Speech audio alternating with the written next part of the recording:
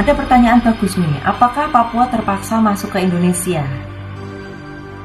Ini pertanyaan penting, pertanyaan sensitif juga.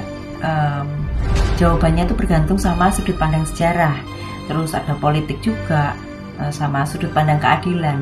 Tapi secara faktual dan berdasarkan banyak bukti ya, banyak pihak menilai Papua masuk Indonesia itu bukan atas dasar pilihan, melainkan karena tekanan politik dan militer. Ini aku jelasin poin-poinnya ya. Poin pertama, Act of Free Choice di 1969 yang tidak bebas. Janji awalnya itu apa? Rakyat Papua akan menentukan nasib sendiri melalui referendum.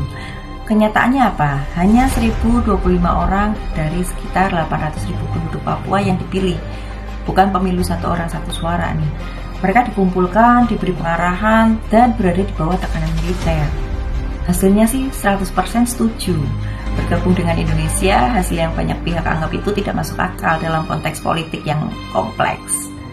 PBB menerima hasil itu secara formal, tapi banyak negara dan organisasi HAM mengkritik.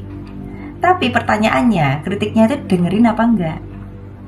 Yang kedua, ada tekanan geopolitik dan perang dingin.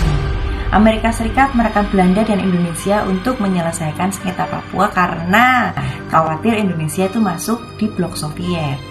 Maka perjanjian New York di 1962 itu disusun bukan berdasarkan suara rakyat Papua, tapi atas kepentingan geopolitik global. Nomor 3, suara rakyat Papua yang masih melawan. Sejak 1969 hingga sekarang, berbagai gerakan pro kemerdekaan seperti OPM muncul sebagai bukti penolakan. Banyak rakyat Papua merasa mereka tidak pernah memiliki menjadi bagian dari Indonesia secara sah dan adil. Tuntutan referendum ulang dan penolakan terhadap pemerintah Indonesia terus berlangsung, dan itu sampai hari ini.